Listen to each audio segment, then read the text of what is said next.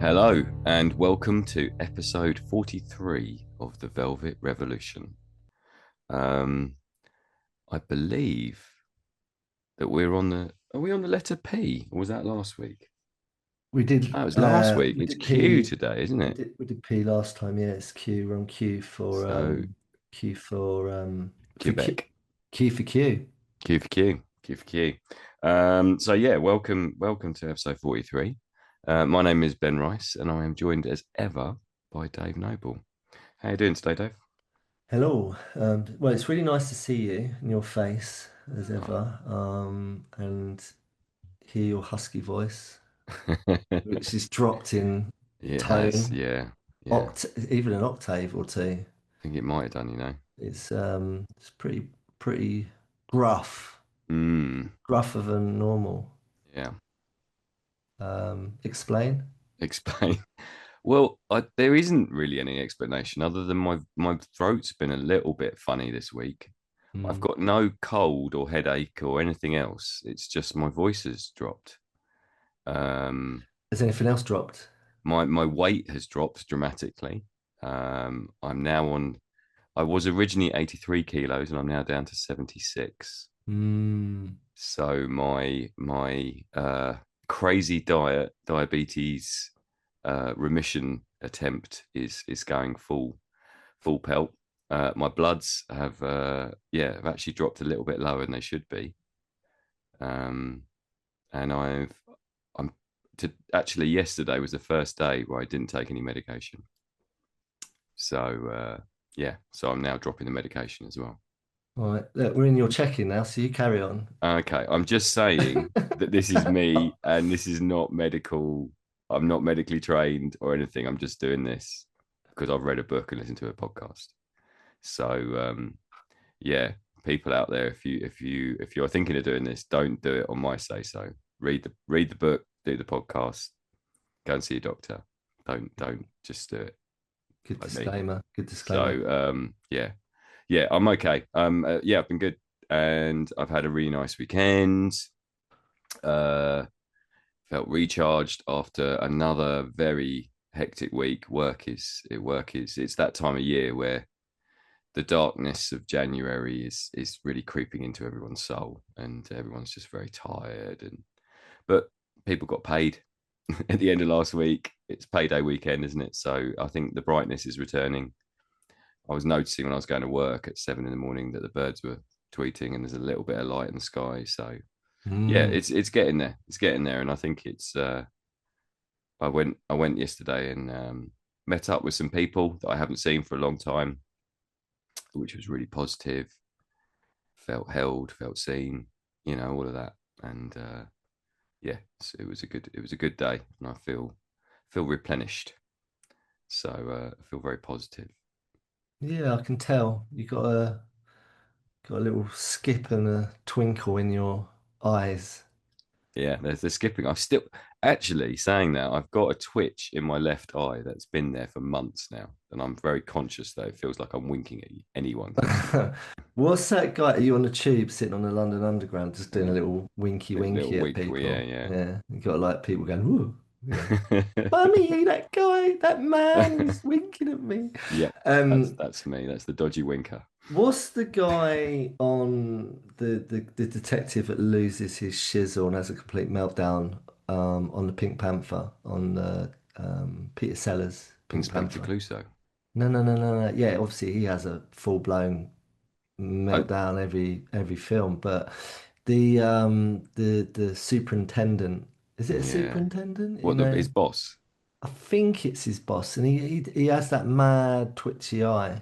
Ah, Because he's, he go and he ends up in an asylum in one of the films. I'm sure of it. okay. Drives him mad. I haven't watched those films for ages. Classic. Yeah. Really good films. Yeah.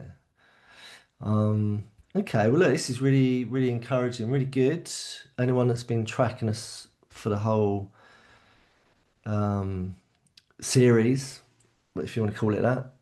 Season two. Diabetes was season two, wasn't We could just list it every it? round of episodes. It's Yeah. like in Season accordance one to, yeah. season one was all about the tail, and season two is all about diabetes. I don't know what season Oh. three is going to be. I think it's your turn to have some sort of medical injury or Oh, don't need. chill out, man. Don't wish that on me, man. Don't wish that on me.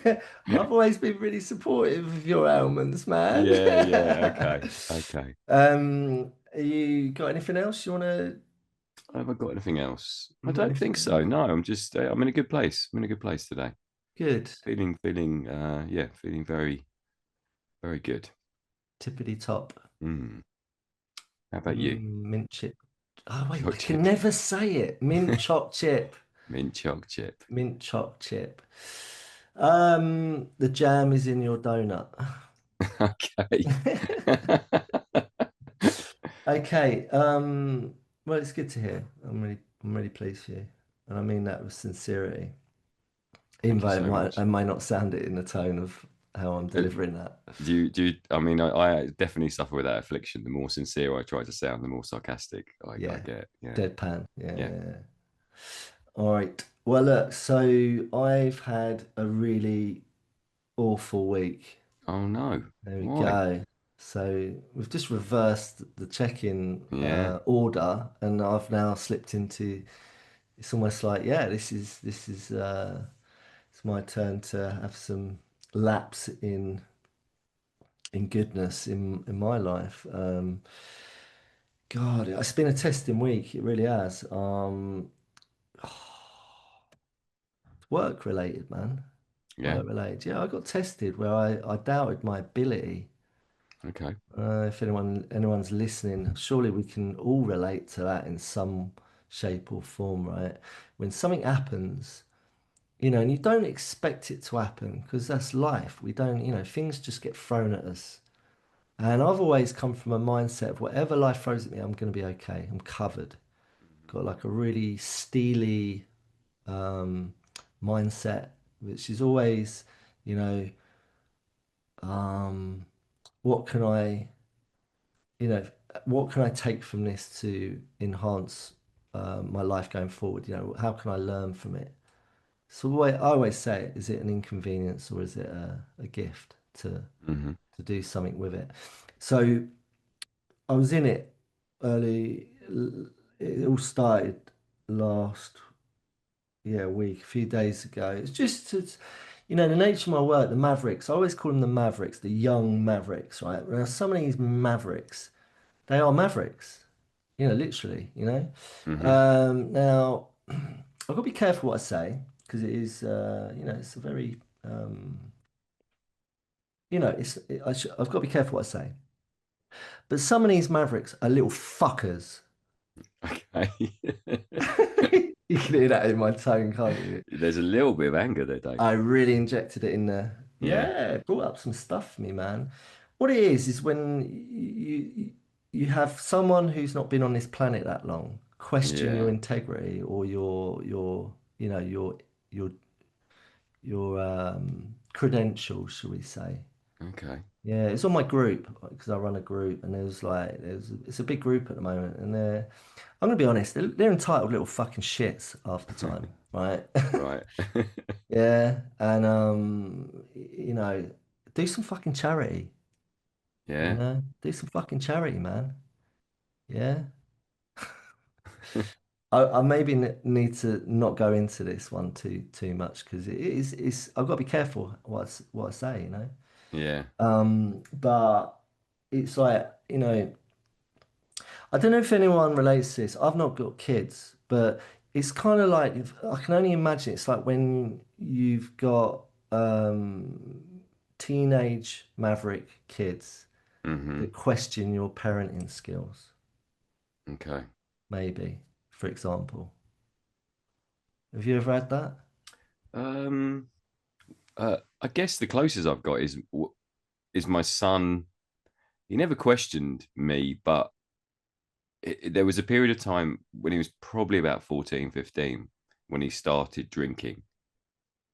And his there was one night he got absolutely smashed, and his mum had to literally go and find him on the streets, like he was that drunk. He was like lying on the pavement, kind of drunk. And he just got completely off his trolley. and he was throwing up all night and just being, yeah, completely out of it. And he was young. And when he sobered up, his response to his mum, or one of his excuses, was, I get mixed messages from dad. And that was the first point when I stopped drinking. It wasn't a definitive. There was definitely points where I went and started drinking again, but that my response to that was, well, if I'm giving you mixed messages, here you go, son, I'm stop.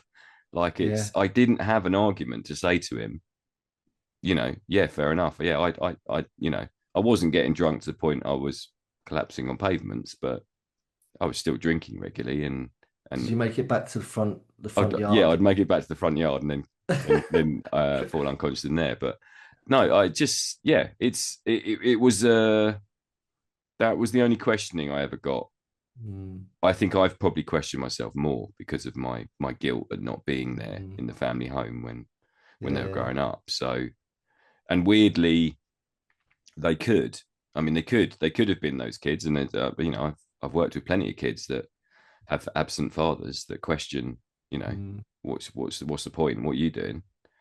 Um, but I hope, that I was as present as I could be. I saw them every week without fail.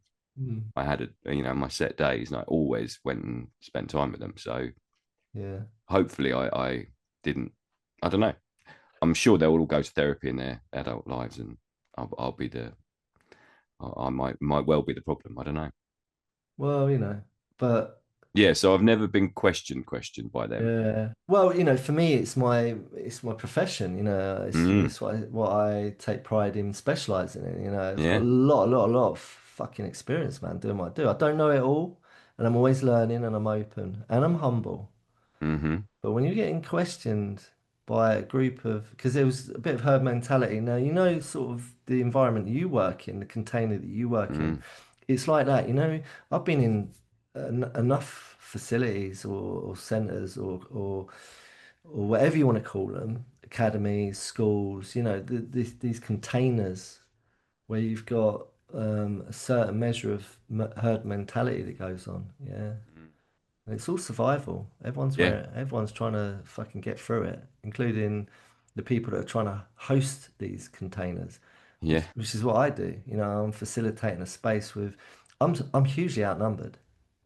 Yeah, because you do it on your own, don't you? Yeah, right. Yeah. I'm hugely outnumbered, and it's an online space. Yeah. So in all my years of doing it, this is the one time this has come up where the lunatics took over the asylum.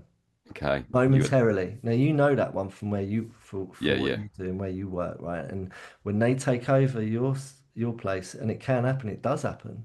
And it happens in schools, it happens in a lot of places. It can happen in workplaces. Anyone listening, do you relate, man? It can happen in your home with your own kids. Yep. The big guy can pick up the water cooler and throw it through the window, and everyone can escape. Yeah. So momentarily, I question my ability because to hold it. Mm, It's all right though. I bounced back. I yeah. bossed it. I'm back. It's all good. Yeah, it took me just a couple of days to process it all. Luckily, I've got excellent people who I can talk to. Not just work related. Who can supervise what I'm doing. Because there is supervision involved, but just great people with a lot of wisdom and a lot of knowledge and a lot of good stuff just to remind me that sometimes these sick people um, will try and coerce a situation to their advantage. Yeah. You Yeah. got to, metaphorically speaking, you got to give him a little fucking bitch slap to remind him who's fucking in charge. And I did say metaphorically speaking, I'm not saying actually do that. Yeah. It's not my Yeah. style. No. I You're a, don't you're a lover, not a fire. exactly make a cup of tea, no sugar, caffeine free, herbal only, preferably chamomile with a splash of honey. Light a candle. It's, Yeah. yeah. Anyway, look, so I just wanted to share that because that's my reality that's been, and I'm just recovering from that.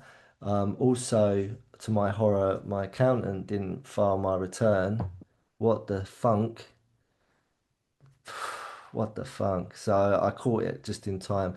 May I just give props to the people at the Revenue Office, right?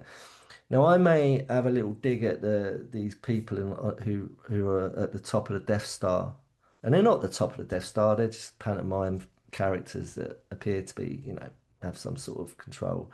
But I always have a little gripe at, the system or whatever. Don't we all? Um, but the people that are on the front line helping people like me who are in a lot of crisis. Now, I always have a lot of respect, not just for myself, but for other people who are just trying to help me. And they've got to listen to me with my stress and my anxiety. So it's pointless me coming to that with like rage. Yep. So, calm, collected, you know, and measured, and with kindness, and respect. So that's what I did, of course, and it was met with the same. And they're really, really actually there to help you if you allow them to, and you don't rage at them and shout at them because they're used to that, Yep. right? Because they're not the ones that we've all got the gripe with. They're just trying to, they're just earning money, trying to pay bills like we are, and they're actually really help. They're really helpful if They're you. just trying to keep the Death Star running. That's all they're doing. Yeah. So luckily, I had a chat with a lovely young woman who really, really, really helped me, and she extended my thing. I'm going to sack the accountant. Like, why am I using someone who's, what's the point? Cardboard Mm. cutout. So they're gone, and I'm gonna have to do my own file this year, which I can do. I'm very able to do. I used to do it for many years. So I'm just gonna revert back to that. But that was an added thing on top of. I've had a really testing week, man. Yeah, yeah. Yeah, Uh, roles reversed. but in the mix of all of that, I've invested a little bit of time and space to create a really beautiful shrine in my home, which I always used to have before I moved down here. So that's like 6 years ago now. I haven't had Wow. one. I haven't had a formal shrine. And what I mean by shrine is a place where I can sit and do formal meditative practice. I always talk about like informal, Hmm. because I do informal practice all the time, walking meditation, just playing guitars, if it's sitting on the piano, cooking. There's loads and loads of ways of doing informal meditative Hmm. practices every day, all day. Um, but formal practice I haven't done for like properly for, consistently for a little while because I've just not had a place to set it up. So I've set something up. So I've got the cushion, I've got the little mat, bought a rug to put it all on. I've got two plants and I've got it all coming together. And it's such a beautiful, like Zen space to practice what I always preach about. Nice. And already I'm reaping the rewards of that, you know. Okay. Um, so that's me really. And I'm in a lot of pain as well. Just to end on this, I'm in a lot of pain. I didn't sleep well last night because I had another session with the tattoo guy. Yeah, Uh, you sent me the video. It's stunning. Absolutely stunning. Your back work. yeah, thank you. I've got one more stage to go, so it's with Just out of interest, how much of it can you see? Um, tip of my shoulders. I mean, if you look Okay. over your shoulder, I can see the tip of the shoulders. But other than Right, that, okay. I can't see anything. Me and Josh, who did it, were talking about this. It's a bit like you'll never ever look in your own eyes. Yeah. You look in the mirror, but you never really look in your own eyes for your entire life. Mm. And we was talking about that about back tattoos. You'll never see it with your own eyes. Yeah, it's a beautiful piece of work, and I just wondered that because it's like, when will you see it? Yeah, yeah. Well, I won't Mm. unless I have an out of body experience, Yeah. which I have had before. So maybe I'll get to see it. Um, And and when you had that out of body experience, did you see the front of you or the back of you? front of me because I was lying down on a hospital bed. Okay. I was pinned down whilst they were resetting my broken snapped wrist, and Okay. I was above me. I was above me, behind me, Right. looking Okay. down. So I was looking down at me upside down, if that makes sense. Yeah. That makes sense? Yeah. Yeah. So next time you have to be face down. You have to be like one of those massage benches, Yeah. so you can see your back tattoo. Yeah. But I always have really deep and meaningful conversations. People we're pretty spiritual people, I think, people that end up in a studio. Well, it's again, I think that's a meditation. I think It drawing on is. someone for, I don't know, how long did you, how was the session yesterday? 2 hours? Oh, I had a Three? break, half hour in between, so it was 2.5 hours Yeah. roughly, tops. I Yeah. mean, that's, drawing for that amount of time and concentrating is, It's an that's a meditation, I Yeah, I'm not sure about drawing. To me, it's an operation. You're getting sliced up, man. think. You're just drawing on a different surface. Canvas, medium, Mm. yeah. But we was talking because we was talking about the um Gen Zen. Okay, yeah. There's one of the guys that works in there, Felix. He's just realised he is of Gen. Okay. Gen. But we were talking about technology and how they use it. Yeah. And he was saying, that as was Josh, that it's a trend, it's a fad, this whole boom of AI and this whole explosion that we've had over the last sort of 20 years. And it's becoming, seems like it's just about to spike with all the AI and it's, where are we going to go with all of this? They're convinced, and these are young people saying this, that it's just going to blow over. They're like, oh, everyone just it's everyone's just it's new. Yeah. It's a novelty. Mm. Everyone be seeking for a lot of Gen Zens want to get vinyl and they want to get tapes and they want to get CDs and they're they're sort of leaning into that stuff. They're already sort of starting to see that tech isn't All that like great. yeah. That's interesting because well, there's two things. Firstly, it made me think of someone made a comment yesterday about how their boyfriend had asked the robot about how to cope with their anxiety, All right. and they were really touched by it. They were like, my boyfriend is, he's very very together, very relaxed guy, doesn't suffer from anxiety at all. So he had to ask the robot how to cope with his girlfriend's anxiety. And she was like, that's really beautiful. And I was thinking, no, that's not really beautiful, but I don't know. How does a robot tell you to cope with anxiety? Anyway, and then Well, I'm reading a book called Anxiety Generation at the moment, yeah, which is all about the rise of technology and how in 2010 basically mental health suicide rates went off the charts yeah, and have increased ever since because of the introduction of smartphones. yeah. Um, he should have called it Generation Anxiety, shouldn't he? Maybe it is. I don't know. But it's a much better I title. We don't should have know. swapped those words around. Sorry, whoever wrote it, Jonathan something. But yeah, really interesting book. I'm like a couple of chapters in, 100 pages in, and it really interesting about how iPhones. What he's the analogy he makes is basically dropping someone into Mars and expected, I yeah, told you, didn't drop, I? yeah, Mars. dropping someone into Mars, expecting their body to suddenly cope with all the gravity and the Yeah, change in air pressure without any sort of protection or any sort of introduction. And yeah, that's what we did. He said it's a combination of this overprotective parenting where we stop our kids going out and playing because we're worried about paedophiles, you know, grabbing them off the streets. And instead, we've stuck them in a virtual world where every paedophile in the world can get to them free without any sort of security or whatever. good point. Good point. It's probably more chance, more average of Yeah, getting, yeah, in the web of yeah. their than out there. Yeah, So because we now have a risk averse parenting style and we spend more time with our kids and we control them more, and we've given them basically, the Wild West in a phone, and this ability to do anything they want at any point in mm, seconds.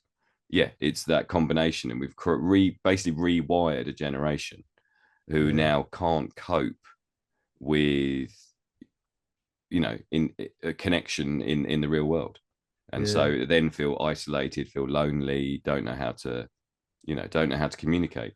So yeah, Hypersensitive, hypercritical, hyper yeah, anxious. all of that. Yeah, Yeah, it's a really interesting book. So I will continue to feedback as I please go through do. it. Yeah. I love your little insights. You're so wonderful, Ben Rice. Thank you, David Noble. Keep sharing the knowledge because But I'm interested as well with your group because I every year at my place mm, about this time, the year 11 students, so the 15, 16 year olds that are about to finish school in, basically they start their exams in May and then they're mm, done. mm, So they've got, what we in February, March, April, May. So they've got like 3, 4 months left of school. yeah. And every year about this time, it's like they just a switch flicks and they go insane. Like their behaviors, it's like they're absolutely terrified of the next stage. Well, Well, it's not like they are you, absolutely terrified of what's coming next. you know They why? haven't, yeah, Sorry, I just cut it short. You know why? go I'll on. save you the bother trying to figure it out. What did you just share? Well, they're absolutely terrified Yeah, no, but before that, what was you talking about? about them finishing and No, changing and before that, before you started telling me about that, what was oh we? right, with the phones in the yeah, Yeah, yeah, it's that. yeah, They ain't got no critical thinking. They've got no their frontal cortex, if you want to get all scientific about it, is still developing, right? So what hope have they got of developing critical thinking for the future and transitions from one situation into a new one if A, they're asking robots how to fucking do it all, yeah. and B, they're checked out anyway. They're not present. They're not conscious. So yeah, they're absolutely terrified of what's coming next, and so they start acting Yeah. like they're back in year 7. They haven't got skills. Yeah, It's so an they're immature response. They've yeah not they're got a just mature response to it. they're just running around being crazy, Yeah. and everyone's like, what are they doing? Why aren't they just concentrating on their maths and English? And they Yeah, just yeah. don't get it. And I know they're teenagers, so they're still, you've got to just differentiate between what part is just them being a teenager and what part is them just Mm, being fucking mental. yeah, Like, and I say mental as in, you know, that is what it is. It's like you're freaking mad if you cannot do basic life skills on life's terms and you ain't got the ability to do that, then you're in trouble, mate. Do you know what I yeah, mean? So we yeah, got we got to really like seriously sort this shit out. That's why I always say everyone just fuck off to Mars with your technology. Let's just calm down, chill the fuck out, slow it down. Put your phones down, put your screens down, go and climb some trees, set lights to some shit, in a safe way. yeah. Put the knives away. Knives are for carving spoons and hanging out Yeah, in the sea. yes. Yeah, man. And, get on your BMX Yeah, or other bikes, choppers, get on your skateboards, get on your little scooters, your little scooter kids, get on whatever's, be young, be curious, be childlike in a beautiful, playful way, but be mature and learn how to be mature because life, you need it. hmm, But don't lose your inner child shit because we need that sense of play and curiosity. You'll go a long way as long as you've got it. But nice. there's skills to be cultivated, man. And what hope have they got? So anyway, look, we've just covered an episode. What one have we just done? There was a bit of anxiety there, wasn't there? There was a That's bit of maturity. We've gone really into it straight off Yeah. the bat. We're not even fucking out of check-ins yet, are we? Nope. And we're almost half an hour in. All Should we right. should we start the episode? And look, I just want to cover myself. The group I take, it's not like something that I just, it's I'm deployed by an organization to do it, right? And Hmm. and I can't say who it is because I don't want to. I need to safeguard, the assets that I'm talking about. These beautiful, beautiful young mavericks. You're a government spy, aren't you? You work for the Yeah. government. But when I say they're entitled, the reason is because a lot of them, most of them, if not all of them, are from privileged backgrounds. Right. Okay. All right, so I need to be clear on that. For anyone listening, if you think I'm just got an attitude towards young maverick kids or teenagers that are entitled and got freaking attitude problems, they're from a lot of that mainly they've got privilege. Hmm. All right, so you can see where I'm coming from. All right, Yeah. unless proven otherwise, they're not all like that, but they are entitled little fuckers a lot of the time, man. Go and do some charity. In there, any of you fucking mavericks listening that I'm talking about, yeah, go and do some fucking charity. Get over yourselves, man. Go and do some charity. Go and help someone. Hmm. Stop trying to take from the world and give something back. All right? No one owes you anything. Okay. I will do that, Dave. Just lost our entire young audience Yeah. Yeah. in one They've all gone off statement. to do charity work though, so that's Yeah. fine. Well, fuck them. Yeah. Not my problem. Right. Anyway, let's crack on. So, um, it's your turn to pick because I picked last week, Did you? didn't I? No. I did. What was last week? P. Yeah. And For what did we do? P for penguin, wasn't it? I chose patience. No, I chose patience. Oh, did you choose it? Yeah. Why did I think I chose it? I don't know. Did you really choose it? Yeah. Shows how much I listen.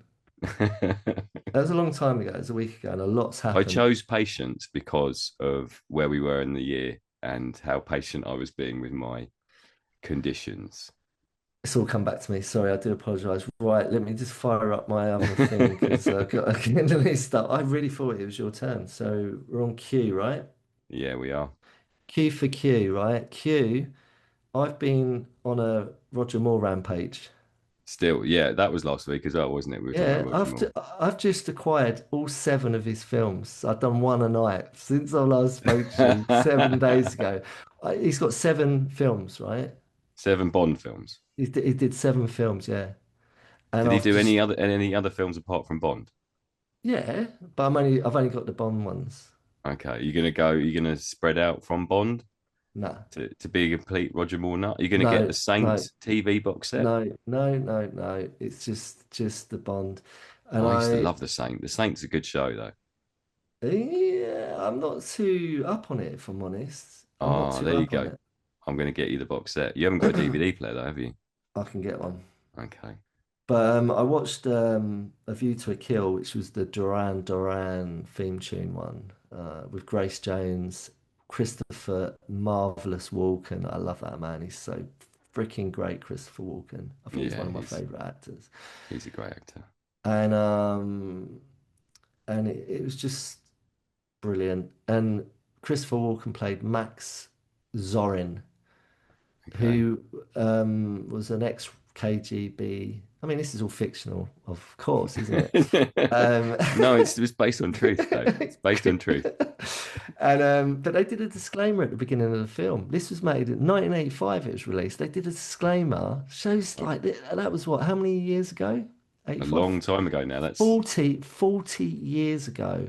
yeah. Right? They did a disclaimer at the beginning of the film saying Max Zorin and Zorin Enterprises in association to Silicon Valley, because the whole thing centers Right. around Silicon Valley, um, is fictional. It's not based on a real person, or is it intended to be so? So they did a disclaimer in 1985 suggesting that this is close to probably real life, but it's not based on real life. And yeah, I mean, it's 40 years ago. And that stuff, I mean, all this stuff that plays out in Bond films, man, it's pretty close to, it feels quite close to reality, in my opinion. Yeah, there's that bloke that I've seen that bloke with his bowler hat and the metal rim. Nick Nat, Nick Nick Nat. that. Yeah. No, Nick Nat didn't have the metal rim. Didn't he? I thought he threw the bowler hat and it took the head of the sculpture off. No, Nick Nat wore a bowler hat, but it was the guy that threw the hat was Nick Nat was the little Cuban guy, right? Or Ah, okay. he Cuban? He was somewhere from South America. And the guy with the big bowler hat, I think he was from Asia. He was a Right. big Okay. guy. He was a big, Yeah. muscly guy. Yeah. Yeah. The hat, I don't know what his name was. Is he in View to a Kill? No, Okay. Knick-Knack's not. Neither is Grace Jones was kind of the baddie in View to the Kill. Okay.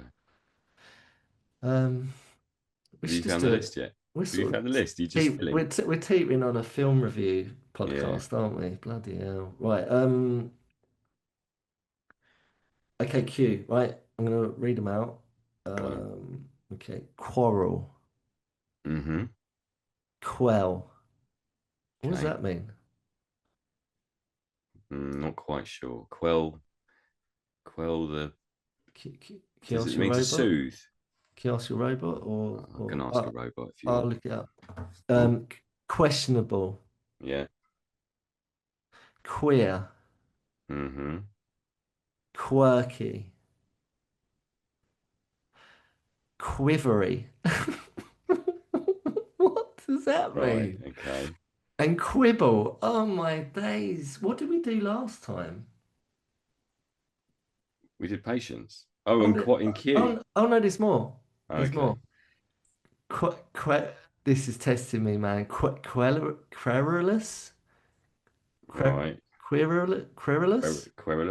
Yeah. What Don't does know. that mean? Don't know. Who wrote these?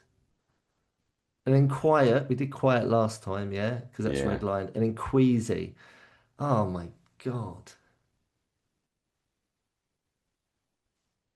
And This is you're this. not feeling any of them, are you? Well, I don't know what half of them mean. Like quell. What does quell mean? I'm struggling to get on the internet at the moment. Oh, Right. Quell, meaning if anyone's put an end to a rebellion or other disorder, typically by the use of force. hello, that could work, right? Say that again. Sorry, just so I'm clear. Say it again. It says put an end to a rebellion or other disorder, typically by the use of force. Quell. Okay, so it's almost like to cease, but Yeah. To, in a firm way. yeah, to suppress, put an end to, extinguish. Okay. Does quell mean calm? Yeah. To calm or reduce something such as fear or worry. Okay. I I'm warming to that because I can understand what that means. Questionable. I mean, that's quite questionable. There's a lot of things that I feel are questionable at the moment. I mean, Mm-hmm. such is life. Quarrel is obvious, right? Yeah. Yeah. Queer can mean so many different things and be taken out of context for good and bad. Mm-hmm. Yeah. Quirky. I like quirky, man. Quirky's Yeah. good. Quirky's good. Quivery. What does that mean? I've got. Is it something to do with arrows? What? A quiver, isn't that what you put your arrows in? Quivery. Quivery. I don't know, How man. do you No, spell quivery? it's written down in here, so it's got to be relevant to what we're doing. Quivery. Shaking or trembling slightly. To quiver. It's basically, yeah, it's to be all like shaky and trembly. I was Quiver. quivering. Quivering. All right, okay. Why have we got this on here? What's that? I've got no idea. Were we struggling for cues by any That chance? must have been. If anyone's got any cues, please sling them in. Join us at thevelvetrevolutionpod.com because we're clearly struggling with cues. Quibble. Again, that's got to be the same as quarrel, isn't it? Yeah, isn't quibble like a little bit more quibbling is like something being really uh pernicious or sort of like not pernicious. You stop coming out with all these big words, mate. Oh, I can't think of the word. Stop being a It's teacher. like being really pedantic, like something's like Okay, really all small and not really worth having a quibble about, but you do because right. you're, Okay. And then querulous yeah. Did we, and queasy. I mean, I'm not feeling these, man. Honestly, no? I'm not. So I'm gonna go with a different letter. No. No. It's got to be more than this. We need to update this list. Always say it. Uh, What does the big book say? If you look in the big book now, what am can I you looking find a at? cue that is Okay. is something that you'd like to do? All right. Can you just kill some dead air then, please? And for Uh, anyone that's wondering whether we just blag it and then you're damn right we blag this. We this isn't formatted, man. We just go where it goes, and today it's going where it goes. Um, and you're PQ. feeling slightly queasy about the options. Well, I feel like I perform under pressure quite well, I feel. It's good to know. Um, What have you found? well, I found the Q, That's a good start. so I mean, not there's not a bad. lot of cues in the dictionary to start with, is there? Uh, uh, Quack. Okay. Do you want to know what that means? Is it a sound a duck makes? It is. Well done. Okay. Um, There's nothing, is there? nothing's jumping out at me, man. Quagmire, soft boggy area. Oh, God. Quail. Have we got quail on there? What's quail? Isn't that a bird? Feel or show fear or worry. Mm. And it also is a small, short-tailed game bird. To show quail. I'm feeling very quaily. Oh, why do I have to pick this week? Maybe that's why I subconsciously was trying to put it on you. Yeah, you were trying to pass the Uh, shitty end of the stick. God. Mm, Nothing. okay. Look, to anyone listening, I do apologise for if we've lost you on this episode and you're just like, what the fuck are these two schmucks doing? They've all gone off to watch View to a Kill. They're all the Saint. They're just getting Yeah. into Roger Moore as we speak. They're turning on their TVs, looking Okay, for a look. bit of more action Look, I need to save it, all right? I need to save this. So look, let's just go with Quell. to quell the rebellion. Yeah. All right. Okay. So I'm putting a red line through that underscore Quell. So for anyone listening, mainly me, can you just remind me, what Quell means, please, Mr. Rice, if you'd be so I kind. I've got rid of it. Wait there. I mean, look at what does the big book say as well about quell. If we're starting with a word that we're a little bit not sure about. Right, so I've got here put an end to rebellion or other disorder, typically by the use of force. And then I've got suppress a feeling, subdue or silence somebody. Connor quelled him with a look. She It's not quelled an urge to race up the stairs. It's not something you hear in modern language, or it's not something I've heard in modern language. I'm aware of the word, not like it's familiar, but I've not heard someone use it in any context in any conversations that I've participated in that I can think of. Apparently, it comes from the Old English word quellen, which meant to kill. Oh, a view to a kill, Yeah, a view to a quellen. a view to a quellen. Okay, interesting. So look, this So is subconsciously, Roger Moore has made you choose this word. my Roger Moore rampage has led to me picking Quell. Now, in true Bond style, Okay, I would say that definitely 007 License to Kill has to be highly articulated in the art of quelling. okay. It's part of his skill set. To quell to quell the rebellion, Roger Moore takes on Grace Jones and Max von what's his Well, name? isn't this part of the yin yang thing that we always go on about, which is what's the opposite of quell? What So, is well, if you're not suppressing something, you're expressing it, aren't you? You're letting it out. So if you have a desire to scream out loud because you're so exasperated by the situation, Frustrated. frustrated, then the opposite is to quell that feeling and suppress it down. And so it turns into, a feeling that you're holding on to. Oh, right. Okay. I'm getting my head around this. I'm just slowly Yeah. percolating. It's ruminating. I'm processing as we speak. So presumably this week with the young Mavericks in the group as it was online, there was a point where you probably wanted to shout, "Shut up," or "Stop being so ridiculous." I had to close it down eventually. Yeah. Yeah. So there's a point where your anger. So like I can think. So a situation. I think I might have talked about this before, but there was a situation with a young kid, and he was losing his mind, and he was just getting more and more dysregulated. And he said to me, "Do you want me to hit you?" And me being me at that point was probably a bit dysregulated too.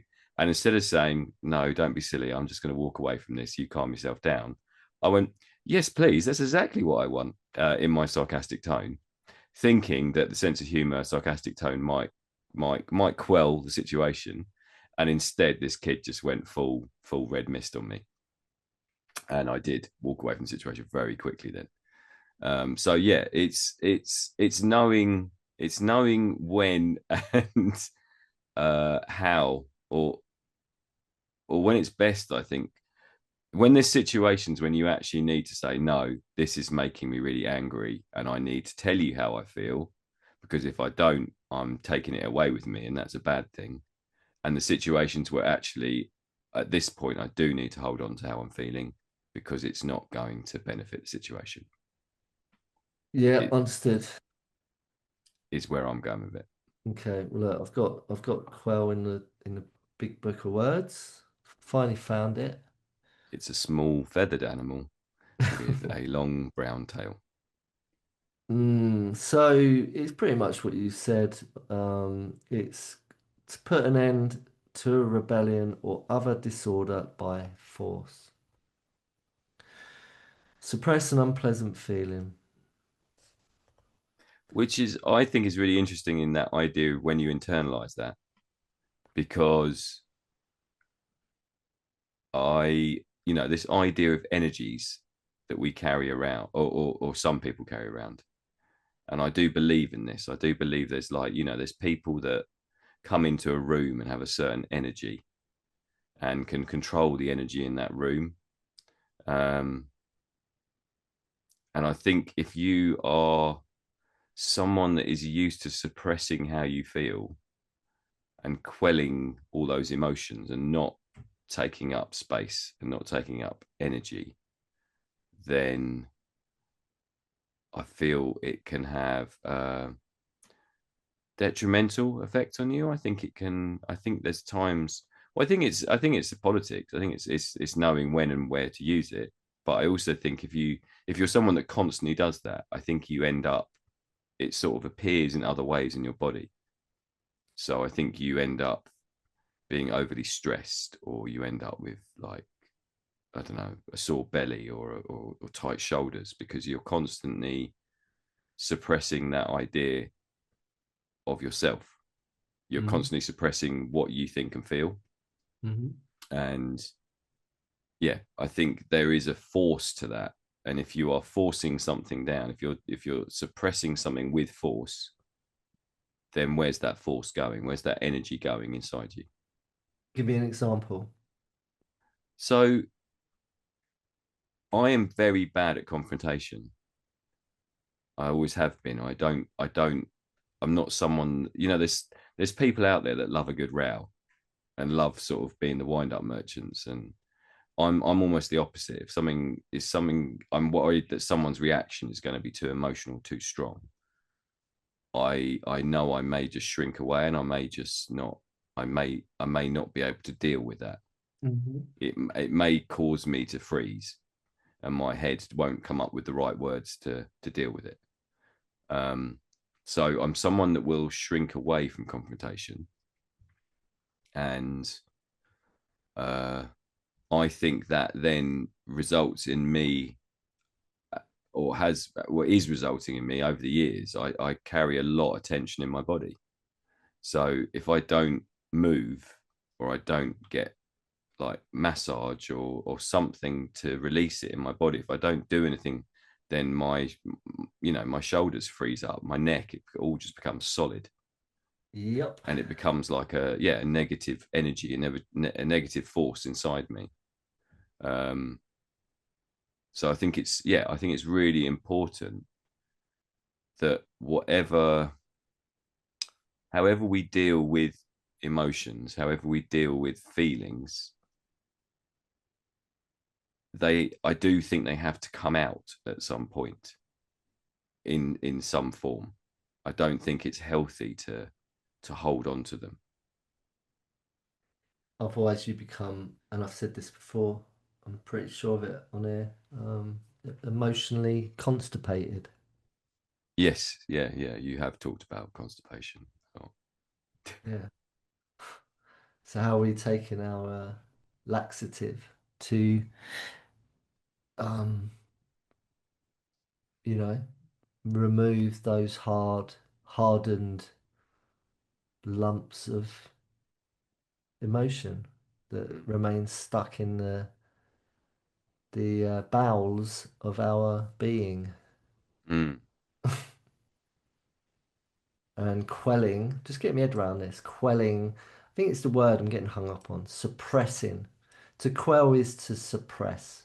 yeah, Is to refuse to. I need to take a big, whopping, great big emotional turd.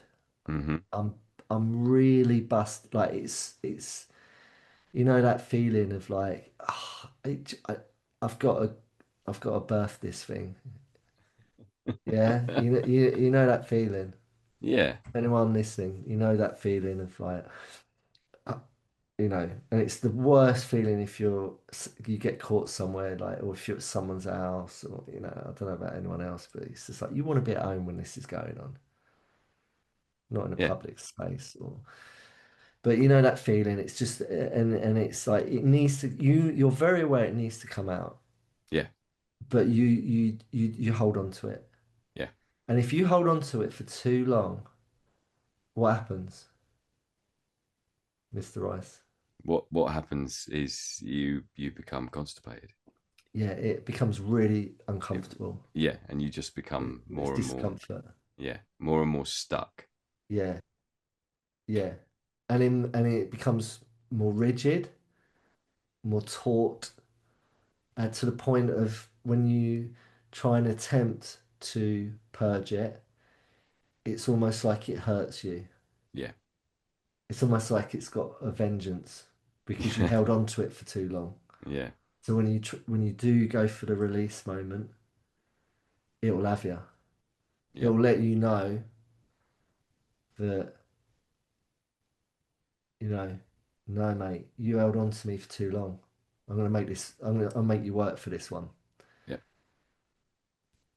And is and that's what I think so many of us, and definitely are definitely scared of, is this idea of actually doing the work, of actually starting it. Because if you don't start it, I you're never just, going to finish. I just, where's your head at with this? I'm trying to move away from the What? poo analogy. Well, my head's still in it. So Yeah, I when know. you're being all deadpan serious now, and you're really sort of trying to push it back towards seriousness. Yeah. My head's this is the child in me. I'm trying to hang on to the poo Okay. analogy. So I'm just trying to envision. Carry on, carry on. I'm just imagining what you're saying now in relation to. To starting to work. Yes. Anyway, carry on. Sorry, don't let me disrupt your flow. No, I just think it's, I've heard people before talking about whether it's therapy, whether it's group work, whatever you choose to do, somatic work, I don't know, whatever your choice of work is outside of the normal. outside. I'm not talking about 9 to 5 jobs. I'm not talking about filling in tax returns or doing spreadsheets for some random person that, and you get paid for it. I'm not talking about that kind of work, or whatever your day job is.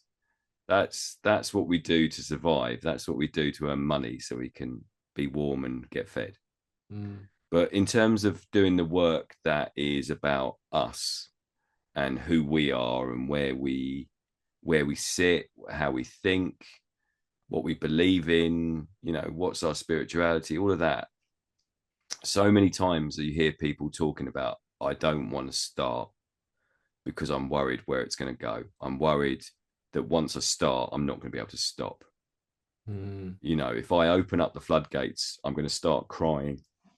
Everything's going to come out, and I won't be able to. I won't be able to quell the emotions, the feelings that are coming out. Okay, so let me bring it back to the analogy I was using, right? Really? Yes. Okay. Now, logically, Yeah. think about it, right? There's only so much in our body at any given Yeah. time, right? We Yeah. put in whatever we put into our body, it comes through us and out of us, right? Mm-hmm. Now, in a moment, I'm just talking about, you know, what I was talking about. Sustenance, food. Yeah. Now, if you do not digest that stuff and release it and let it come through you, which is what the body is designed to do to be healthy, to have its healthy biosystem. Is that what, am I talking the right language here? I I think don't so. know. You know, if you was just to put stuff into your body and never go and sit on a lavatory and release the stuff that you put into your body, fluid or otherwise, what would happen? I imagine. Isn't there a scene in Seven where the gluttony, where the person eats so much that they die and they just sort of swell up and And if you hadn't sorted your shiz out, mate, that probably could have happened to you. thanks, Is that, thanks. or I would have had to hire a crane to Yeah, get yeah. you out of your freaking Is armchair, this mate. you being sympathetic again? Is this you Yes, telling me, yes, you've supported yes, me through all this? yes. You'll hire the crane I would have just taken you down the quarry to hang out and with Stig of the Dump. Yeah. yeah, and just rolled your body down the quarry. Nice, nice. And so, but yeah, logically, think about it, right? You know, that we'd be in trouble if we never ever had, you know, what we're meant to be doing, which is whatever the intake is, we have to, it's got to go through us. We have to, that's what we're meant to be doing. Everyone does that. Everyone, you at home, you know, come on, man. Like, we all do that. Hmm. Whatever we put in our bodies, we purge it, it comes back through. And if we're lucky, we've got a healthy, regulated system that does it for us, right? And every now and again, you Yeah. know, we might get a little bit clogged up in there, you know? And, you know, metaphorically speaking, or not metaphorically speaking, I'm talking about what I'm talking about. You might need to go and do a colonic and have a little blast.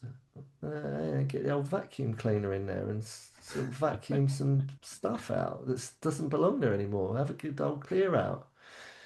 So Right. what's the equivalent of So, of the tube that gets stuck into you that's going to clear out all the stuff, all the other stuff that you're digesting, all the so other yeah. emotions and feelings All and right. Yeah. So look, thoughts and thank you. So you've done the segue for me. So yeah, I'm talking about that, right? So we all can all agree. I'm pretty sure everyone will agree that we all, whatever we put in our bodies, we have to get rid of, right? Yeah. yeah. We can't just hold on to that. We can't hoard it. Otherwise, you've had it. Mm-hmm. All right. It's not going to happen. You've got to release that stuff. So you just switched it onto, yeah, emotionally, all the stuff that we take on board throughout our lives, you know, think about it. How many of us can really safely say that since we was born to this day, right here, right now, as I'm speaking, how much of that stuff have you actually released from your body? The Mm, things that have happened to you, the emotional things that have caused you turbulence and discomfort that you've taken on but you've not let go of. yeah. And the stories that you've you've been told that you keep telling yourself on repeat that don't serve you anymore? How many of you can say you've let go of those ones and you don't play those stories over and over still? What else is there, Ben? Come on. What else do I Well, tell you? it's making me think of like some. I mean, there's so many sci-fi films that have this, but they do. You have that. You have some sort of port on the back of your head or in your neck where someone That's in plugs the it. Matrix. Is it in the Matrix? Yeah, they plug you in. Yeah, and then plug the tube in. And your experiences, It's like that. It's like the yeah, mic lead yeah. plug-in. uh, you know, uh, Eternal Sunshine of the Spotless Mind. These ideas where you can go and have things removed because they do. They get stuck in your head. Mm. It's like a, it's on repeat. And I've definitely had situations like that where you literally think you're going mad because you've got a thought going round and round in your head and you can't get rid of it. You can't you can't quieten it. It'll get louder and louder. And it's almost like I have to get up and do something about this thought. Lying in bed at 3 in the morning going, this thing is going round and round in my head. How do I deal with it? What do I do to get rid of this thought? So the science behind this is 90 seconds, something will disappear, roughly, Yeah. right? You've heard this before. Yeah. I've heard it so many times from different people, and the people that I always listen to are the original OGs, which are the people that know the mind better than anyone. And I'm Iced not, tea. and I'm not talking about, Flavor Flav. They're all and the OGs. I'm not talking about psychologists. I'm not talking about psychiatrists. I'm not talking about psychotherapists. I'm not talking about any of them sort of people. Okay. No, You no, are you are talking about the OGs. I'm not talking about scholars. Biggie People, Smalls. I'm not talking about people that read stuff and Okay. learnt it. I'm talking about or studied it. I'm talking about people that have really studied it properly, right? Okay. The meditators, The meditators. the people that go inward. They go Yeah. into their mind. They've not read a book on it. They've fucking sat and they've done the work and they've gone inward. Okay. They're the people I'm talking about. And when I've heard some of them people talking about what I'm talking about, then I know it's legit. Okay. The 90 seconds. And if you do it, you'll realize that it's true. So if you sit, just sit and be, and you realize you've got, let's just say you've got an itch that develops on your cheek of your face whilst you're Hmm. sitting. And if you resist the urge to scratch that itch, it'll disappear after 90 seconds. Okay. Have you ever tried that? Uh, Try, this could well, be I tell you. pseudoscience. This could be pseudoscience, but Well, one of the things I would go with. So I have suffered from restless leg syndrome in my life. You what's heard that? restless legs? No. So I can be lying, sitting somewhere, and there'll be a sensation in my leg that if I don't move my leg, Ah, then I literally feel like I'm gonna explode. really? Yeah, it's so like excruciatingly intense that you have to go right. I have to move, and I Mm. and I think it's well, I know it's to do with diet, and I know it's to do with what you're putting in your body because, Is and I that also think your? it's to do with movement. So It, like at the moment, my restless leg syndrome is.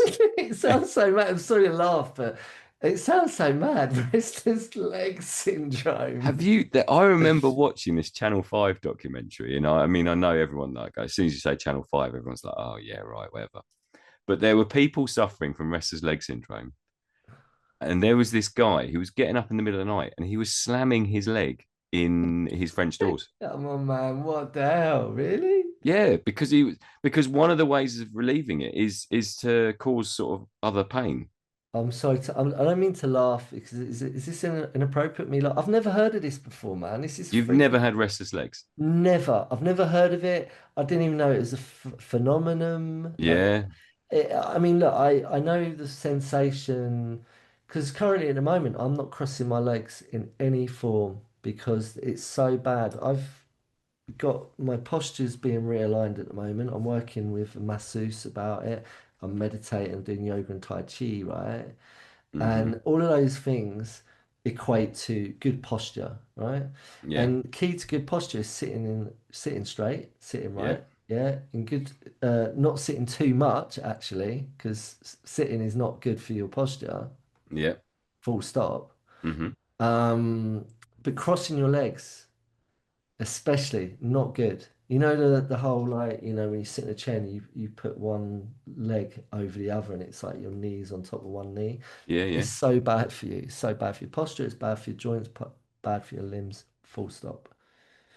And if anyone wants to challenge me on that, feel free. All right. Do your own research. It's not good for you. It's not good for your What posture. about the meditation pose? What about sitting cross-legged in meditation? Is that okay? Yeah. Half lotus, full lotus, Burmese Hmm. style. I Dave Noble style. yeah, lazy style. You can do kneeling, squatting's great, standing's good. But Can yeah, you squat? it's slightly different because it's just a slightly different balance and it makes your spine straight. You Yeah. sit in those poses. But when you're sitting in that sort of slouchy, that kind of way that a lot of people do sit, including myself, I've had to untrain myself to do it because it's like muscle memory. And a lot of what we're talking about is to quell these bad habits. Hmm. You've got to pay attention, man. You've really got to be disciplined. You've got to learn self-discipline to do it. Otherwise, you'll just go back into bad habits. Now, what I was talking about with 90-second um, um, resistance Hmm. to scratching an itch. Um, Hang on a minute, my brain's gone frozen. Right, there we go, it's back. What I was saying was that it's all about non-attachment. Okay. Non-attachment to that sensation. Yeah. Because why I went into that was because you were saying about the the um response or the reaction rather, Hmm. not response, the reaction to a thought that is rampant in your mind that you can't get rid of.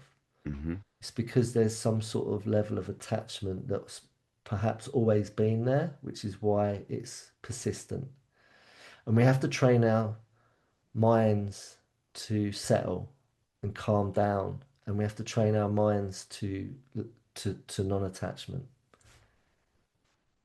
Okay. That's my opinion. Okay. And that's my method. And that's what I practice. Yeah, which is very much the sort of Buddhist way, isn't it? Of you I'm know, not I'm not and I'm not I'm not Buddhist. I just have adopted a lot of what they teach and have practiced a lot of it and it really works for me. yeah, not holding on to emotion, not holding on to thoughts, feelings. Don't get constipated. Mm. Don't attach to stuff that doesn't belong there. Let it go. Let it pass through. See your thoughts like a turd. You become like a shimmering Jedi ghost. But it's like it's for everyone. It's not like, you gotta be, but I really do believe that there's this stigma attached to, oh, that's not attainable to me. Oh, that's too much work. Well, it is work. Yeah, you've got to be disciplined. You've got to be dedicated, but it's pretty simple, really. It's a simple premise, but we overcomplicate it. And we get the first hurdle where it becomes like feels too much or too hard, we give up. Yep. We don't allow ourselves to settle and to try. Not even try, to do. Yeah. That's what I think. So I believe that everything we're talking about with this is it's all interlinked. We've talked about this before. I know I have, Yeah. uh, Yeah. in relation to something else. But I also think it's because we live in a modern world where we're used to sort of instant results. We're used to certain things happening straight away. Yeah, we're entitled. Yeah. Like, So I was banging on that rant earlier. It's like we yeah. need to do the opposite, do some charity, be more giving to ourselves, not Yeah. trying to grasp onto everything all the time. I know when I started I started doing this diet at the beginning of January. I've been on the scales every day waiting for this. Like why haven't I suddenly lost all this weight now? Why don't I feel better now? And we tackled this last week because we did patience last week, but it's very much like, why aren't I feeling great now? And the bottom line is that my body has had diabetes. I got diagnosed in August of last year.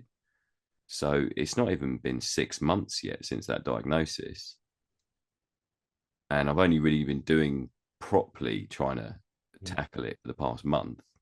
Yeah, And then before that, my when I got the diagnosis, my bloods were at 105, 106, yeah, and the yeah, healthy limit is 40. So they're like, yeah, my body was doing that for a while. It yeah. wasn't just suddenly, it just hadn't just suddenly leapt up to that. So the idea that I can suddenly turn everything around in a day or in a week is is ridiculous. And And it's little steps, it's consistency, and it is that's the hard work. It's not necessarily it's hard to do on a day by day basis. mm, It's hard to do on a week by week, month by month, because you're waiting. You're yeah, waiting for something to change, and it's not going to happen. You're not going to notice it happening. Oh right, yeah, I decided this 5 minutes ago, so now it's all yeah, changed. yeah. So it's all in line with what I was getting frustrated about and what I checked in with about these young mavericks. Like I say, they're entitled. They come from some of them come from very um, um,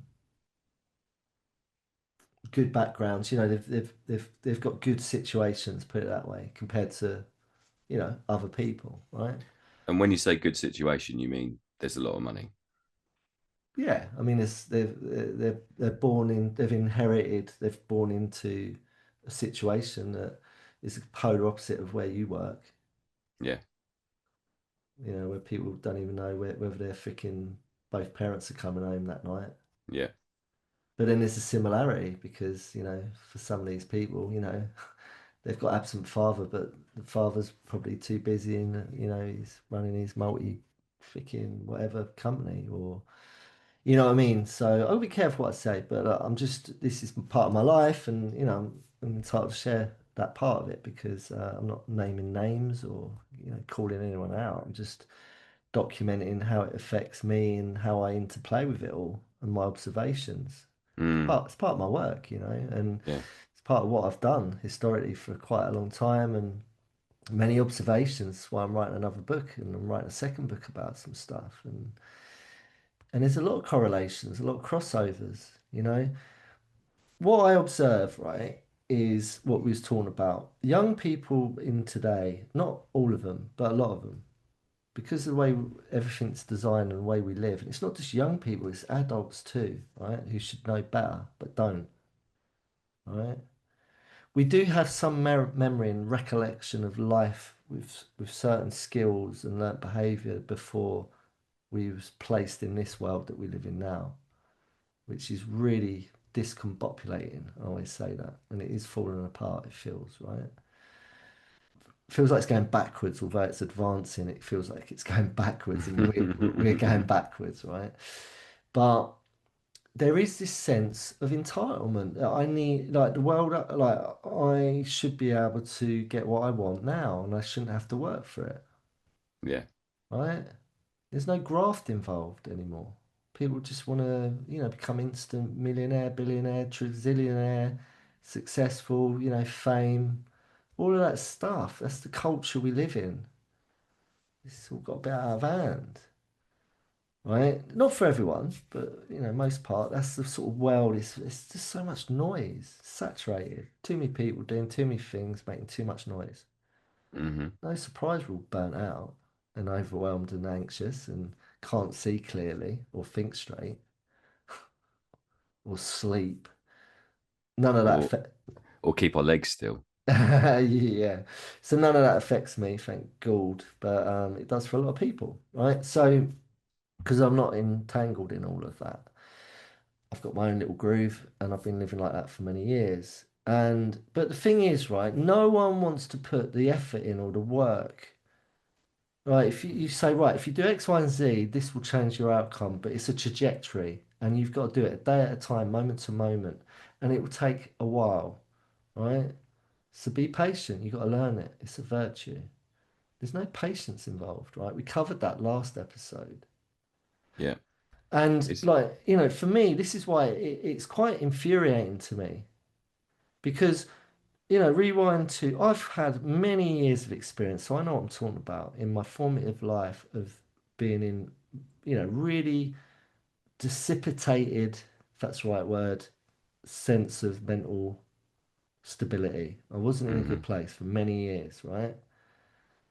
And then I managed to, through the gift of desperation, find a way out of it, right? Enter Act Two of recovering from my dissipation of my mental health, right? If that's the right way of putting it. And I've been on this quest, this journey for years, like nearly 2 decades, right? Of doing the work hmm daily, right? Ups and downs, twists and turns. And I've had to face myself over and over and over. I put the work in, and I still do that a day at a time. I put the work in, constantly going inward, you know, having to do inventories on myself, you know, to see what am I doing right and wrong? Well, how can I improve? How can I evolve and grow and be a better person and fit into this crazy ass world and participate and be giving, right? And it really kind of infuriates me when other people just want to do a shortcut, you know, fuck off to Mars. Yeah, it feels to me like you I don't know if you do what do you the old school kung fu movies, and they go and they find the temple with the old master in, and then the old master makes them climb the 100 steps with the buckets of water, Yeah.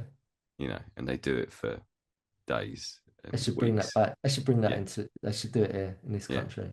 And then I went to see, yeah, we talked about this the other week, but I went to see Kill Bill a couple of weeks ago, and there's the bit where she's punching the bit of wood from like an inch, and and then she's trying to eat her food with the chopsticks, and her hands are literally broken, and she can't pick up the rice with her chopsticks, which she can't eat, and he won't let her eat it with her hands. Mm. He said if you know, you're a dog if you want to eat on the, if you can't eat with chopsticks. So there's like, there's something in that sort of that whole sort of those all those movies about the sort of spiritual journey Yeah. that your body goes on Hmm. through physical work, Yeah. and like coming out the other side and being stronger for it. Yeah. And it's never oh yeah, I've just done this 1 day course in kung fu and now I'm a master. It's never that simple. It's about a consistency, it's about an effort, it's about a decision to go, right, this is my journey now. Even Yeah. if I'm only going to go up 1 step a day, Yeah. I'm going to start going up the steps. And But unless you make that commitment to yourself, then it's never going to get mm, better. yeah, I mean, again, I love what you're saying, and it does trouble me that we're living in a world where people don't want to. It's too much effort to do the first step. Mm, Oh, you know, oh, really? Can't I just click on it? Can't I just click? Can't I just click to the next step? yeah, Can I buy the next step? Can't I just pay someone else to? I'll tell you what, I'll get my robot to do the step. yeah. I'll get the robot to make me a certificate which says I've done all the steps. Yeah, it's that. That's where we're at in life. And it really does trouble me. It's disheartening. Now, I don't get caught up in that. I'm just venting. I'm having a bit of a vent on this episode, I feel. You need to quell. You need to quell that feeling. It's right. It's quelling as I'm going, you know. Okay. But there's some residual, I've I've did some breath work. The 2 days before the thing really kicked off that I was talking about, 2 days before I did the breath work. Again, I practice what I preach. I've been really working on doing a lot of breath work, and it's really going deep with it. You know, proper somatic work, Mm-hmm. soul work, and it opens you up. You know, it exposes you, and you can be quite vulnerable in that space. Um, but then you become really strong again, stronger every time you go there. So, um, Um, just for like, what does that look like if you're doing the somatic work for you? What is it? Is it just watching the breath? Is it a certain type of breathing? How does mm, it work? uh, it's more Wim Hof style. So is it holding breath? Everyone knows Wim Hof now. You are taking immense amounts. It's like climbing a mountain. Okay. So if you think about Everest to get to the summit, and the summit being um, you change your brain um, from beta. I don't know the science behind it. There's different ways of the way your brain is signaling responses to your reality. Mm-hmm. The amount of oxygen you put in, you kind of overload your system, so it Okay. kind of changes your consciousness. So you kind of like you get extremely high off of it, Okay. right? So many young mavericks be like, "Oh yeah, I'll do breath work if it gets me high." You're doing it for the wrong reason, mate. Right? It's not about that. But it does alter consciousness. It Yeah, big does. time. It, Yeah, it yeah, does yeah. make you. Yeah. You go into sort of more of like a primitive, primal, animalistic state of being consciousness, right? So the closest I've ever got to it, other than this breath work, is when I did the Inipi, which is a sweat lodge. Okay. Yeah. Yeah, Native American Inipi, where it's just like, using fire, water, air, and it's just Yeah. like, but yeah, you literally, it's kind of like you're getting out your head, but there's no dirty come down and it's clean, and you you kind of just kick your ego to one side. Your ego just does the off. It's not there anymore, and you go on a bit of a journey for about I do them for 3 hour sessions. So like the first hour is just you're going to sort of like base camp one, base camp two, Mm-hmm. and you're acclimatized to, you're acclimatizing. Then you'll sort of just slow it down a bit. Then you'll go up to base camp three, get used to acclimatize, and then you go up to, and each time you go up a level, there's work involved, immense work. You've got to really fight for it. Okay. And you've got, what you're fighting is your ego mind telling you to stop and go back down because it's too Mm. hard. So anyone listening, you might think, what the fuck is he going on about? Or you might have done what I'm talking about and you absolutely know what I'm talking about. But there's work involved, right? Great change is met with great resistance. So it's the ego that tell you don't do it. The minute it gets too hard, I had it, I had it yesterday with a tattoo. It's always the same. It's when the needle hits your skin the first time you're like, oh fuck, we're back here again. And then the ego fights it to begin with. You have to sort of, again, that's the spiritual journey of you've got to face yourself. You've got to face the ego mind that's telling you to just tap out. Don't do it. What are you doing? This is pain. What are you doing? And I have to fight, battle that, and put it to one side. Remove the ego.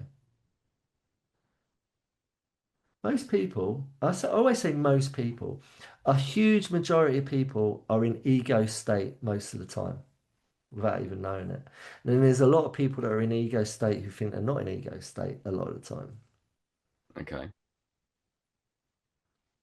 It's a real skill to develop a conscious mindset where you're not acting out of fear, anxiety, all of the, Self-preservation. yeah, survival, all of that stuff. Ignorance is bliss. Yeah. Yeah. Yeah. So to quell your your suffering, it gets uncomfortable. You've got to get a bit uncomfortable to have a better life. And that's a complete contradiction because most people don't want to feel the discomfort, but they want a good life. So they Yeah. chase all the fluffy stuff that's going to make, all the yummy foods, you know, all the sensory desire stuff that's going to make them feel good momentarily. And they're in this false sense of, oh, this feels good. This is what I need. This is going to be good for me. Until it's not.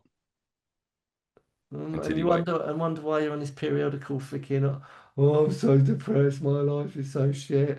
And you're down the pub with your mates moaning about how fucking shit your life is again. Yeah. I'm just saying that's one example of where it can go. I'm not saying that's everyone. I'm presuming that most people listening, that's not you. Yeah. But Uncross your hope, legs. but hope, Uncross your yeah, legs. but Sit with hope, both feet on the floor. but hopefully some of you that have found this, because we're nearly hitting 30 countries. You know that, right? Really? Yeah. Okay. I mean, I know we're massive in Spain. I know, you know. But any of you that have just joined, any newcomers, right? If this is uncomfortable, if you're hating me or what I'm saying right now, good. Because it means, right, and maybe you're not aware of this yet, but if you're feeling uncomfortable, you're not agreeing with what I'm saying, you need to look at that. Yeah. Yeah, I know that when I've been challenged on something, when something really sort of triggers me and makes me feel a bit like my stomach, it's normally in my stomach. If something doesn't feel right in my stomach, it's normally right. Yeah, that's the right thing to do. That's normally like, yeah, that feels really uncomfortable and I don't want to do it, which means that's exactly probably what I need to do. I need to lean into that. I Mm. need to do it, and it'll be painful. It'll be difficult, but I'll come out the other side, and I will have learned something. Um, yeah, it's an experience that's going to teach me something, and it's am I open to having that lesson, or am I going to suppress and quell that quell that anxiety, Quell my buttocks. quell my buttocks? Yeah, you've brought it back to that Yeah, always. Because always. I can sometimes riff and go jazz out and get on a monologue and get on this, one of them sort of like, a Dave TED talk, of like, being all, I don't want to come across as being righteous or some shit because I'm not. Preacher Dave. I'm just really passionate about, I have not come from luxury. I've not come from privilege. I've had, I've come from a background where I was the underdog and I had to fight for it Right. to get to where I am, right? And it's been hard. It wasn't all bad, but it was challenging, Mm-hmm. put it mildly, right? And I feel very blessed and very grateful that I'm here and I've got an opportunity to be able to pass on a little bit, the tiny little bit that I've learned along the way. Because I don't know it all, I'm still learning. But I know enough to know that I look around me, there's a lot of people suffering and they don't have to, right? Now, it's not my job to save everyone. I've worked that one out, and it's not my job to try and ram it down people's throats or, shake them into submission of like, can't you see what I can see? That's really a turn off for me. People that do that, I just do not like, go away, shut up. I mean, there's plenty of that out there. Quell your noise. Yes, yes. Stop being so raucous. Um, so, but sometimes I do slip into passion, enthusiasm, because just because what I'm saying has worked for me doesn't necessarily mean it's going to work for you. But you've got to find for yourselves people. And I hope that most people that are listening just join us because they're relating to what we're talking about. They're like, yeah, me too. I get what you're saying, and I do some of what you're saying. I do my own version of it, and you enjoy listening. Maybe you get some takeaways sometimes, like I do when I listen to other people talk about stuff. And most importantly, I can connect and relate and be part of something, Yeah. and know that I'm not on my own. But we're all about the revolution of the heart. This is what the TVR is. It's about a peaceful protest. Um, to a better life Mhm. and a better community and a better world to live in. You know, that's what I'm all about. And it starts with me. I have to quell, not in a detrimental way. I've done that. You know, I've suppressed my emotion and my reality, my truth for many years. Didn't get me anywhere. Just emotional constipation to the point where I was bleeding.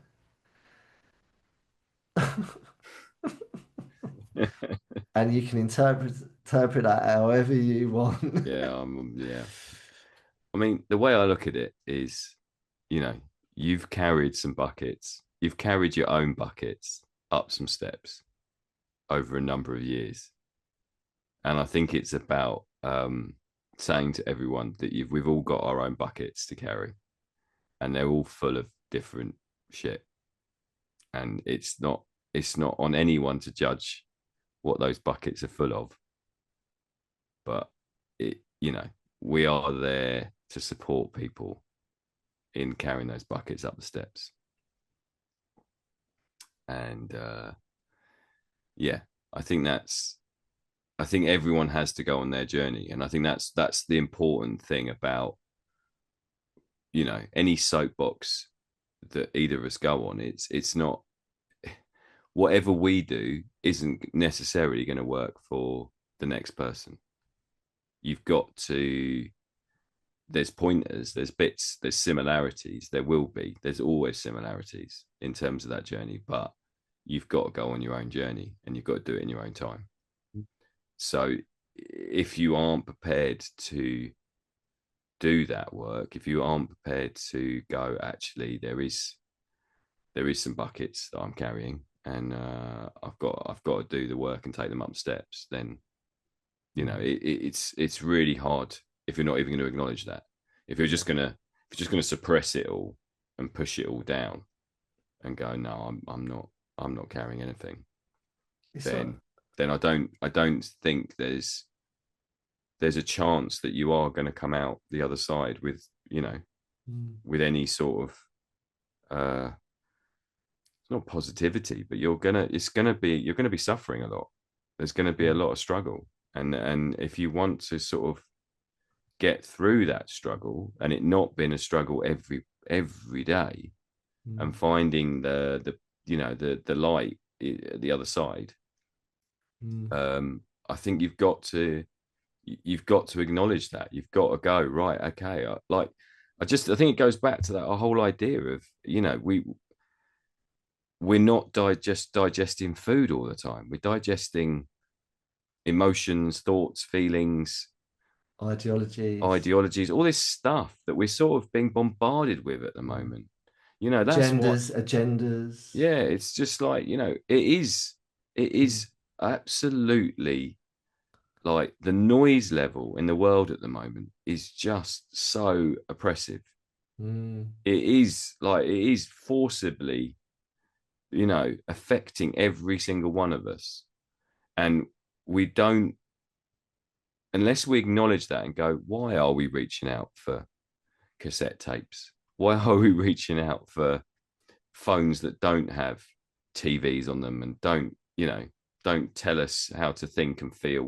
why are we reaching out for that? Why are we, why do we want to go and hang out in the woods? There's the reason that we want to go somewhere else is because whatever is being fed to us on a daily basis is not nourishing us.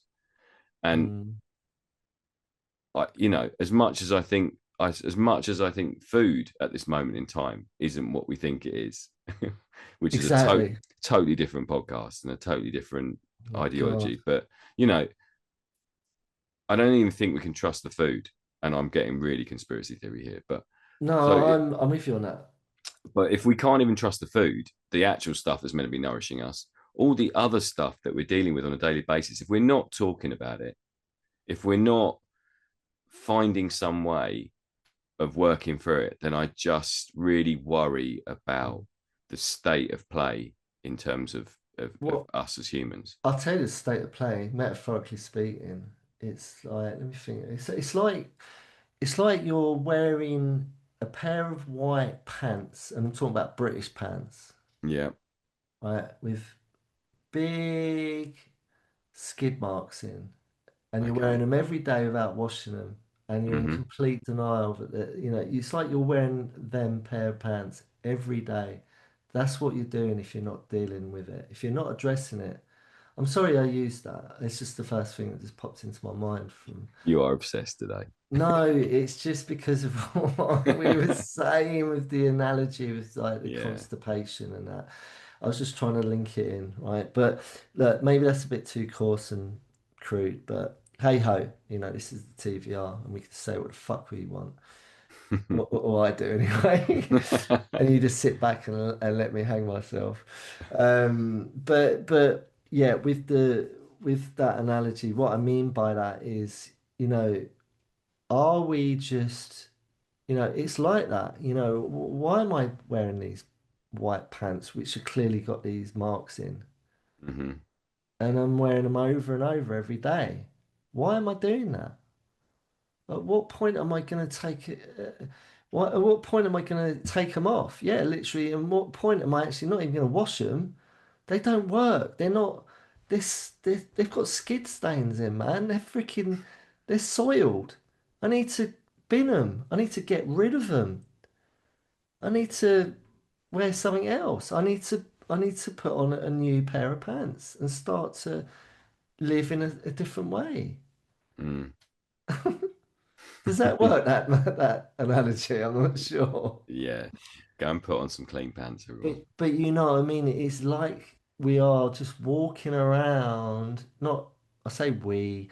There's a lot of people that are just walking around. At what point are we going to just snap out of it? Take accountability. Take off your soiled pants. Stop walking around with soiled pants on. Yeah. You know? Yeah. And that comes down to us. It comes Yeah. down to me. I can't really help anyone else or do anything for anyone else. I can have some influence, but like for me, this is all about making people question their narrative, question their status quo. Are you walking around people with soiled pants, metaphorically speaking, thinking that they're clean when they're clearly Mm. not, And why more importantly, why the fuck are you doing that? Yeah. Where's your self-respect? Yeah. You know? Question it, people. Just lost even more. We have no one listening now. It's It just radio silence. is literally right now, it's just me and you talking. Yeah.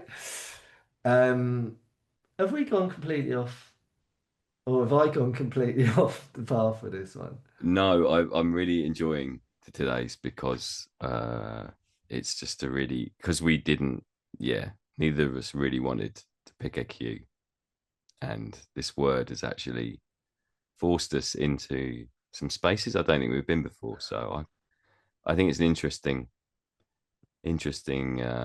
conversation. So Yeah. yeah, I've enjoyed it, even though no one's listening anymore. That's fine. You've just enjoyed listening to me get on a rant. Yeah. and go round in circles, getting frustrated and angry at my situation with the world that I see out there. Oh, all Yeah. right, me and my little bubble and my ecosystem's fine. So whenever I step out the door, man, I just But see. that's, I mean, you have created an environment for yourself. You've taken yourself out of comfort. You've put yourself in a place where you knew nobody. You've put your place, you've gone to a place where you liked the energy, but you didn't necessarily know a great deal Mm, and know and have a network around you where you were like supported. So often that's what people are afraid to do, is to mm, step outside what they know, and go into something, that it's always easier to stay with what you know. And I think, in terms of,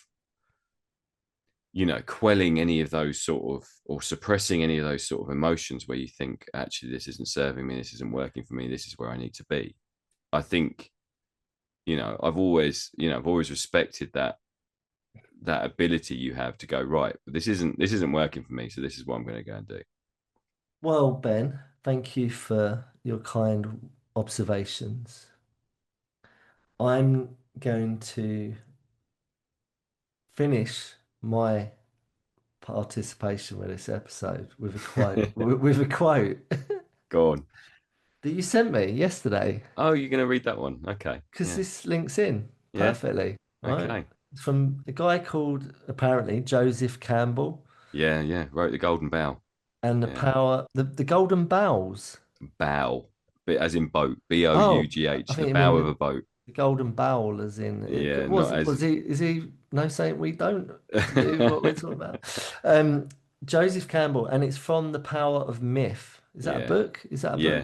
book? Okay. He was obsessed with myths and like native stories, and how actually we're all connected in the world because we're all telling the same stories. There we go. I love that. I love Yeah. him already. All right. So look, here's the quote that you sent me, right? People say that what we're all seeking is a meaning for life. I don't think that's what we're really seeking. I think that what we're seeking is an experience of being alive, so that our life experiences on the purely physical plane will have resonances with our own innermost being and reality, so that we actually feel the rapture of being alive. Joseph Campbell, Power of Myth. And when you sent me that, I don't know why you sent me it, but I like it when you send me stuff like that. And I always save them because we're going to add these definitely to a site when we get it done. In good time. In good And time. but I love that. I'm a seeker. People say that what we're all seeking is the meaning for life. I mean, I really resonate with that because I'm the same. Like I feel like I'm not looking for the meaning of life. I'm just looking for continued experiences to feel alive right Mm, here, right now, in the present moment. And that is the meaning of life.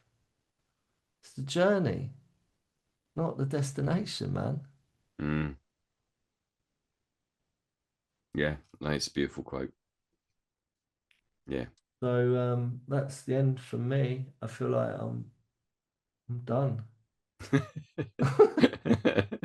You're done for today. Yeah. Your work here is done. What about you? Yeah, no, I'm good. I'm good. Yeah, as I said, I think it's always interesting when we hit a word where we're not quite sure why or what we're doing, and we come to some conclusion from it. So yeah. If you don't like what we've done on this episode, well, go and record your own fucking episode and see if you can do any better.